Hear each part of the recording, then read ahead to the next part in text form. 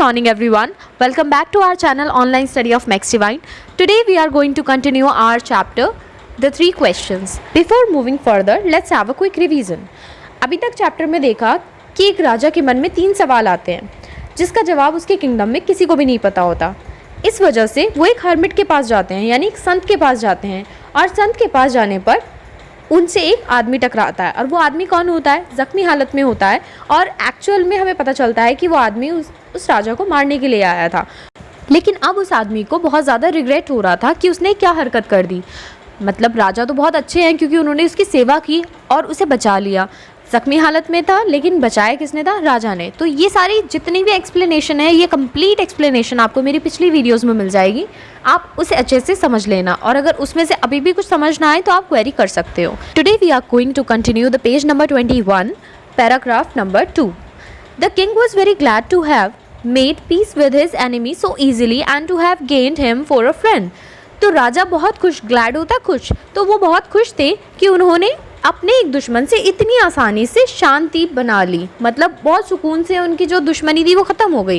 And to have a gain, और उन्होंने gain कर लिया एक अच्छा दोस्त भी। And he not only forgive him, ना सिर्फ उन्होंने उन्हें माफ़ किया, मतलब उस अपने एनिमी को माफ़ किया राजा ने, but said he would send his servants and his own physician to attend him. और कहा कि मेरे अपने नौकर, यानी उनके अपने नौकर और जो उनके डॉक्टर्स हैं वो उसे अटेंड करेंगे जाकर। And promise to restore his property, और वादा किया कि वो उसकी सारी प्रॉपर्टी उसे वापस कर देंगे। Having taken leave of the wounded man, और उस जख्मी आदमी से अलविदा कहकर the king went out into the porch. Raja, porch होता है बरामदे, बरामदे में निकल कर आ गए। And looked around for the hermit, और उन्होंने अपने आसपास उस संत को खोजा। बिफोर गोइंग अवे, और जाने से पहले, he wished once more to beg an answer to the questions he had put. उसने दोबारा से रिक्वेस्ट की, उसने दोबारा ख्वाहिश जाहिर करी कि आप मुझे सारे क्वेश्चंस के जो मेरे सवाल हैं उनके आंसर दे दें। The hermit was outside, hermit यानी संत बाहर थे, ऑन हिज नीज, अपने घुटनों पर, sowing seeds in the bed that had been dug the day before. तो जो गड्ढा वो पहले कर रहे थे, आपको ध्यान होगा मैंने आपको बताया था कि वो एक गड्ढा खोद रहे थे। तो वो जो गड्ढा खोद रहे थे उसके पास वो अपने घुटनों पर बैठे थे और उसके अंदर वो कुछ बीज बो रहे थे, कुछ बीज डाल रहे थे। आप समझ रहे हो? थोड़ा सा लॉजिक समझ में आ रहा है? आपने सुना भी होगा, जो बोओगे वही पाओगे, सुना है ना? तो यहाँ से कुछ लिंक होगा, देखना अभी। The king approached him and said, और किंग उनके पास गए। अप्रोच होता है पास जाना, तो वो उनके पास गए। एंड सेड, और कहा, फॉर द लास्ट टाइम, आखिरी बार, I pray you to answer my questions wise man. बुद्धिमान व्यक्ति, मैं आखिरी बार तुमसे कहता हूँ या प्रे करता हूँ कि तुम मुझे मेरे सवालों के जवाब दे दो। You have already been answered, तुम्हें अपने सवालों का जवाब पहले ही मिल गया है। सेड द हर्मिट, हर्मिट ने कहा, still crouching on his thin legs and looking up at the king who stood before him. वो क्राउच होता है रेंगना, वो अपने घुटनों पर रेंगते हुए, अपनी पतली टांगों पर रेंगते हुए राजा को देख रहे थे और उसकी तरफ वो खड़े हो गए। हाउ आंसर्ड, कैसे कैसे जवाब मिला? व्हाट डू यू मीन, क्या मतलब है आपका? आज द किंग, किंग ने पूछा। डू यू नॉट सी, क्या तुम्हें दिखता नहीं? रिप्लाइड द हर्मिट, हर्मिट ने कहा। रिप्लाइड होता है जवाब देना, तो हर्मिट ने जवाब दिया। If you had not pitied my weakness yesterday, अगर तुम मेरी कमज़ोरी पर कल दया नहीं करते, पिटीड होता दया, तो कल तुम दया नहीं करते, and had not dug these beds for me, और तुमने अगर मेरे लिए ये चीज़ें या ये गड्ढे नहीं खोदे होते, but had gone your way, और अपने रास्ते चले गए होते, that man would have attacked you, तो तुम पर वो आदमी अटैक कर देता। And you would have repented of not having stayed with me, और फिर तुम रिपेंट करते। रिपेंट क्या होता है? पछतावा, पछताते। तो तुम सिर्फ पछताते कि तुम मेरे साथ क्यों नहीं रुके। So the most important time was when you were digging the beds, तो इम्पॉर्टेंट वक्त कौन सा था? जब तुम बेड मतलब वही गड्ढे खोद रहे थे, तुम गड्ढे खोद रहे थे। And I was the most important man, और मैं तब सबसे ज़रूरी आदमी था। And to do me good was your most important business, तो मेरे साथ अच्छा करना तुम्हारा सबसे इंपॉर्टेंट काम था। Afterwards when that man ran to us, और उसके बाद में जब वो आदमी हम तक दौड़ कर आया, the most important time was when you were attending to him, तो वो मोस्ट इंपॉर्टेंट टाइम क्या था? कि तुम उससे अटेंड कर रहे थे। For if you had not bound up his wounds he would have died without having made peace with you, तो अगर तुम उसके जख्मों पर पट्टी नहीं करते तो वो ऐसे ही मर जाता तुमसे शांति बनाए बिना, यानी तुम्हारे साथ झगड़ा ख़त्म किए बिना। So he was the most important man, तो इसलिए वो एक सबसे ज़्यादा ज़रूरी इंसान था। And what you did for him was, your most important business, और जो तुमने उसके साथ किया वो सबसे ज़्यादा ज़रूरी काम था। आप समझ रहे हो बात? मतलब टाइम पर, जो टाइम है उस पर हम जिससे मिलते हैं और जो काम करते हैं वही सही होता है और ज़रूरी होता है। जो क्वेश्चन थे, क्या क्वेश्चंस थे कि मेरे लिए इंपॉर्टेंट लोग कौन हैं, मुझे कैसे पता चले कि मुझे क्या चीज़ किस टाइम पर करनी है और मुझे किस पर भरोसा करना है ना? तो वही यही चीज़ तो है, सिचुएशनल है। सिचुएशन क्या कहती है उसके अकॉर्डिंग आपको करना है काम को, किसी भी काम को। आप ना तो पहले से उसे डिसाइड कर सकते हो, ना पहले से उसे समझ सकते हो। तो हर्मिट ने उसे ये बात समझा दी। रिमेंबर देन, याद रखो, there is only one time that is important. सिर्फ एक ही वक्त है जो सबसे ज़्यादा ज़रूरी है। क्या है? नाउ, अब, यानी अब। जो अब है सो सब है, मतलब अभी जो होगा वही सच है।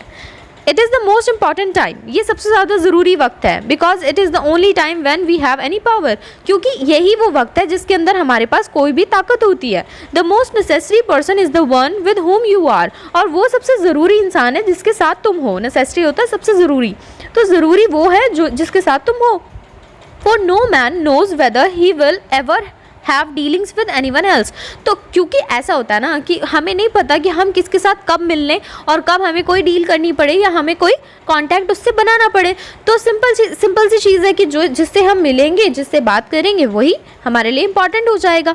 And the most important affair is to do that person good, because for that purpose alone was the man sent into this life. तो सबसे ज़रूरी काम क्या है कि हम लोगों के साथ अच्छा करें, क्योंकि सिर्फ इसी काम के लिए हम इस दुनिया में भेजे गए हैं। समझ गए? तो हमें बेसिकली क्या करना चाहिए? हमें सही वक्त पर सही फैसला करने की समझदारी रखनी चाहिए। हमें सारे जितने भी लोग से हम मिल रहे हैं उनके साथ अच्छा करना चाहिए। अच्छा करोगे, इसी काम के लिए आए हो दुनिया के अंदर, अल्लाह पाक ने आपको भेजा है और अल्लाह पाक यही कहता है कि सबके साथ अच्छा करो, अपने लिए भी अच्छा करो। ठीक है? तो जब जो इंसान दूसरों के साथ अच्छा करता है उसके साथ ऑटोमेटिकली अच्छा होता है, तो इसलिए उसे परेशान होने की ज़रूरत ही नहीं है। तो आपको ही सोचने की ज़रूरत ही नहीं है कि मुझे कब क्या काम करना है, ये सब बात की बातें हैं। ठीक है? ये तो हैंड टू हैंड सिचुएशनल चीज़ है। जो सिचुएशन सामने आएगी हमें उसे ही हमेशा फॉलो करके समझना है, सोचना है कि क्या सही है क्या गलत है। Okay, so that is it for today. I hope ये चैप्टर आपको बहुत अच्छे से समझ में आया होगा और इवन आपको ये मॉरल भी समझ में आ गया होगा कि आखिर ये चैप्टर क्या कहना चाहता है, और आप इसे अपनी ज़िंदगी में भी फॉलो करेंगे। Now what about the homework? So the homework is the exercises, words meaning and the question answer. First of all let me explain you how to do. तो वर्ड मास्टर में आप देख रहे हो ये बहुत सारे वर्ड्स आपको दिए हुए हैं। इंग्लिश मीनिंग बहुत क्लियरली यहीं पर लिखे हुए हैं। आपको सिर्फ क्या करना है, हिंदी मीनिंग इनके ढूंढने हैं और उसे अपनी नोटबुक पे लिखना है। नोटबुक पे लिखने का तरीका वही है कि आप पहले वर्ड लिखेंगे, फिर उसके इंग्लिश मीनिंग और फिर एंड में हिंदी मीनिंग उसके सामने। ये आप पहले भी करते हैं। उसके बाद बात करेंगे MCQs की। तो MCQs में फर्स्ट वाला MCQ देखो, the king never wanted to fail in anything he might. किंग कभी भी फेल नहीं होना चाहता था, किस में? जिसमें वो काम कर रहा हो, प्रे कर रहा हो, अंडरटेक यानी जिसे उसने अपने हाथ में लिया हो, या फिर टीच या पढ़ा रहा हो। The king dash throughout his kingdom. राजा पूरे अपने किंगडम में क्या करवाता है? रिवील कराता है कुछ, मतलब खुलासा करता है, प्रोक्लेम करता है, किसी चीज़ पर दावा करता है, अप्लाइड करता है यानी अप्लाई कर देता है किसी रूल को, या फिर सेट कुछ कहता है। क्या करवाता है वो अपने किंगडम में? उसके बाद the learned man answered the questions. जो लर्नड मैन थे यानी सीखे हुए लोग थे, उन्होंने उस क्वेश्चंस के आंसर किए। किस तरह से? अप्रोप्रिएटली, बिल्कुल ठीक तरह से, वाइजली, समझदारी से, क्रिटिकली, गंभीरता से, डिफरेंटली, बिल्कुल अलग तरीके से। ठीक है? तो ये 3 क्वेश्चंस हो गए। उसके बाद में fourth one, it was impossible to decide dash the right time of every action. ये बिल्कुल नामुमकिन था कि किसी भी काम को उसके मतलब किसी भी काम के सही वक्त को कब जान लिया जाए। बिफोर हैंड, काम होने से पहले, आफ्टरवर्ड, काम होने के बाद, ईजीली, आसानी से, एक्यूरेटली, बिल्कुल एक्यूरेसी से। Fifth question, the dash know the right time of every action. इन्हें पता है हर काम के सही होने का, मतलब सही टाइम का। किसे पता है बताओ? एस्ट्रोलॉजर्स को पता है यानी भविष्यवाणी करने वालों को, मैजिशियन जादूगरों को पता है, वेल विशर्स को पता है, वेल विशर्स भी आप समझते हैं, और प्रीस्ट को पता है। प्रीस्ट कौन होते हैं? चर्च में देखा है ना आपने, पोप होते हैं जो, तो उन्हें ही प्रीस्ट बोलते हैं, तो वो होते हैं प्रीस्ट। नाउ ट्रू फॉल्स, अब ट्रू फॉल्स बताना है, सच है या झूठ है। The king awarded the learned man for their answer. राजा ने जो भी लर्न मैन थे यानी जो सीखे हुए लोग थे, उनके जवाब के लिए उन्हें अवार्ड दिया, इनाम दिया। सही है या गलत है, ये बताइए।